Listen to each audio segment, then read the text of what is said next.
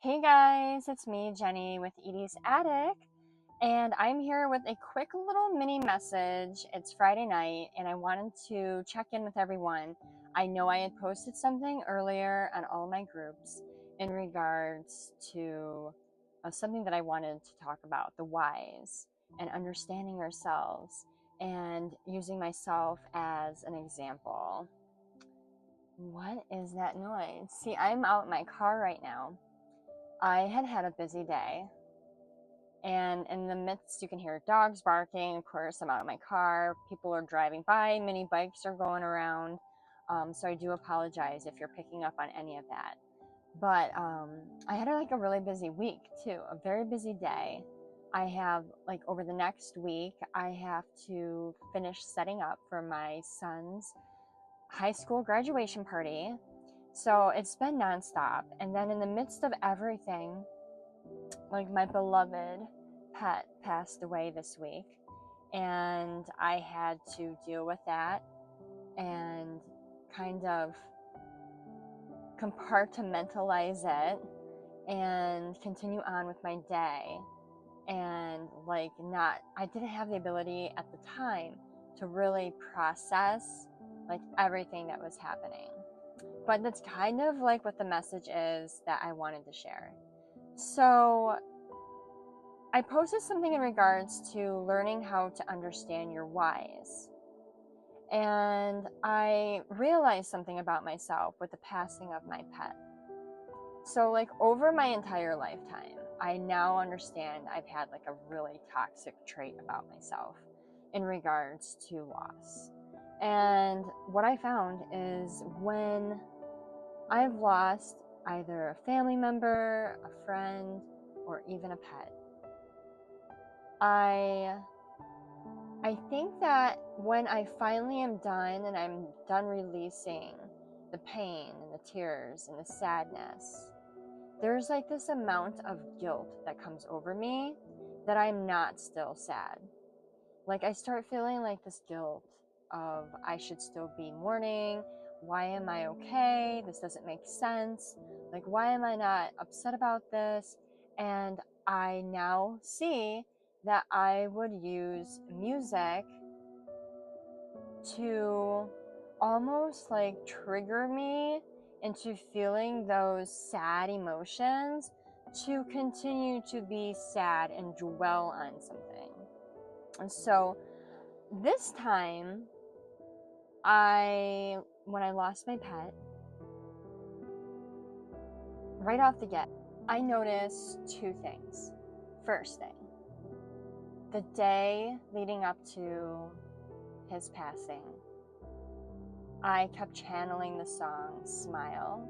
It's a Charlie Chaplin song, but I kept hearing the version that Michael Jackson did. And it really resonated with me. I was really sad because I could see that he was fading. And the night that he passed away, I went to him, and he was a Savannah monitor. He's about 2.5 feet long. He was a reptile, and he had these cute little claws. And I held his hand, or his paw, and he didn't have a lot of energy. He was very lethargic at this point, very sleepy. And I sang to him that song before I went to bed, and I held his paw. And right before I was getting ready to head upstairs and I was putting his paw down, he used every ounce of energy, I guess, that he must have had left and mustered up, and he held onto my finger. So it was really special to me, that song and that message of smile though your heart is breaking. That stuck with me. And then two, after he had finally passed away, of course I cried, I broke down, I felt the pain. It lingered with me. I felt like I was in a brain fog all day, just processing it and trying to and move through my day and doing everything and then still processing the loss. The next day, I woke up, I had a lump in my throat, and I had to make a choice. Do I start my day out feeding into the pain Or do I smile though my heart is breaking? It's like he was telling me something through this channeled song almost. Like his spirit was giving me permission to continue to be happy. At least that's how I'm perceiving it. So I did. I actually channeled the song from Legally Blonde. I posted a whole video on a love reading in regards to it, and I couldn't get that song out of my head all day. I think it's called Perfect Day. It kept me really, really upbeat, high vibes. It kept my mentality in a very happy, peaceful place. And then I felt compelled. I didn't do it, but I felt compelled to play a sad song so I could feel that pain and connect to the grief and the loss of this pet. And I asked myself, why am I doing that? It's okay to be happy. It's okay to not cry. It's okay to be cheerful. It's okay if I do have a memory that clicks in my head. Oh, the lights went out. That causes me to cry. Grief comes and goes, and it's different for everyone. But the point is, I wasn't going to feed the grief wheel. I wasn't going to trigger myself and cause myself more trauma in order to feel a lack of guilt of not being in a sad mind space. I wasn't in a sad mind space. On that particular day, I was extremely happy. And I started learning something about myself. So fast forward to today, I came across an article in regards to music and how researchers and scientists have discovered like information regarding how listening to certain songs can trigger like something within our brains to go back to a situation or a memory, both good and bad. And for some, it can be traumatic and it can cause PTSD and can cause depression and sadness. And for other songs, it may cause you to feel high vibe and enlightened and happy and peaceful and motivated. And there's like this whole like breakdown of how it works within your brain and how your brain responds to certain music and how it's like stored in the memories.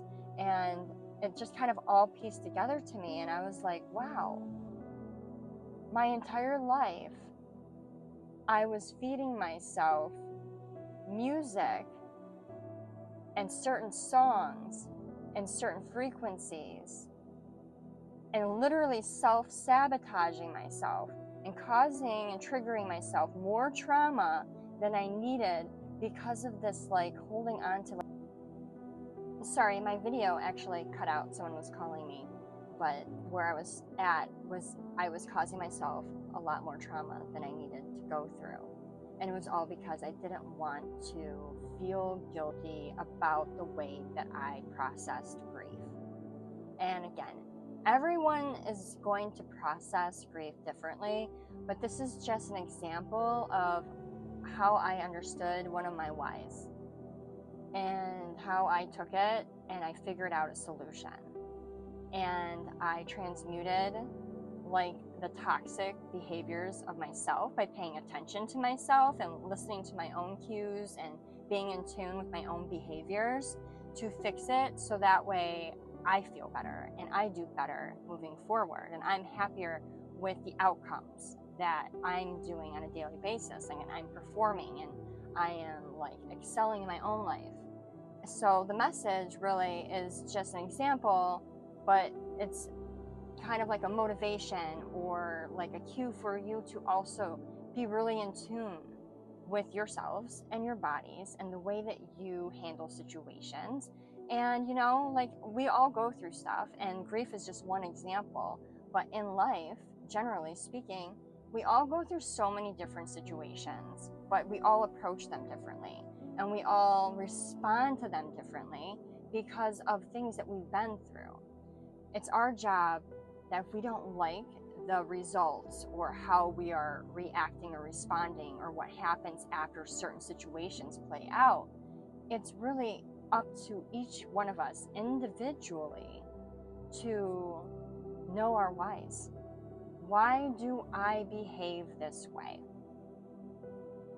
what do I want to change? How do I change this to get a different result? And then implementing that and trying different things, almost like a guinea pig. Like you're the guinea pig of your own life. Experiment with different ways to handle situations in order to see what the results turn out. And then do what works for you. Find what works and then change it, transmute it. So I thought it was a really good example of transmutation and self-discovery, but also another message through all this, tying into this little message, is paying attention to what we feed ourselves in regards to music, sound, frequency, even like television, news. You know, when you're watching stuff on social media, on YouTube, on TikTok, what are they saying? What are they repeating? What is constantly being pushed into your For You page? What kind of messages are being kind of like bombarded into your face every single day? And maybe even recognizing some of this stuff I keep seeing on repeat, it's not for me. Why do I keep listening to it? Oh, here we go with the lights again. I'm out here for quite a while. It's not for me. Why am I listening to this? But I keep getting sucked in. Maybe I need to take a break from social media. Maybe I need to refresh my For You page. Maybe I need to stop watching the news so much. Maybe instead of listening to this kind of music, I need to listen to this kind of music. You know, like making changes, but music and words and what is being spoken to you and what is being played into your mind over and over and over and over and over again has an impact on the way that you feel, the way that you think, the way that you behave, the way that you live. If you hear something enough, it's like in your subconscious mind. That's why I do subliminals. I like to do subliminals. And I actually downloaded the app. Her name is Infinity. She runs a YouTube channel called Magnetize Yourself. And she has an app that I use. I love her app, Sound and Soulful, I believe it is. But I use her app and I love it because I'm putting good, positive intentions and thoughts and words into my mind space versus trying to like pull in all that negativity that's being pushed into our face on a daily basis. But that's just like a shout out to her and her app. But yeah, so that's just something to be mindful of too. Just be very careful, because I feel like I've talked about this in past videos. Technology is the way. People everywhere are looped into technology one way or another. And I feel like it goes a lot deeper than what we see on the surface. We just need to pay attention and be mindful of what we're taking in and not allowing, you know, the For You pages or like suggested for you or like constant negativity. Like we have to be responsible for shutting it off. Just like you would tell a child, you know, like you're getting older now, you don't stay up all night and play video games, you need to be responsible, turn it off at a certain time. We also have to do the same thing with ourselves and change how we listen to certain things and what we listen to. So that's just another note I wanted to touch on. I'm going to try to do a reading this weekend, maybe tonight, if I don't get bothered by anyone while I'm sitting out in my car. I hope this resonated with someone. I hope it made sense. And again, like my whole message about like the way that I grieve and me like knowing my whys I do certain things is not in any way telling people at all how they are to grieve. That's not my business. I was just giving you an example of one of my whys and how I don't want to grieve a certain way anymore. And I noticed some patterns within myself that were pretty toxic in regards to how I processed grief. And I'm changing that. And so far, I feel good about the changes and what I've come to understand. So, anyways, again, I hope that helped, and I will catch you guys in the next one. Bye.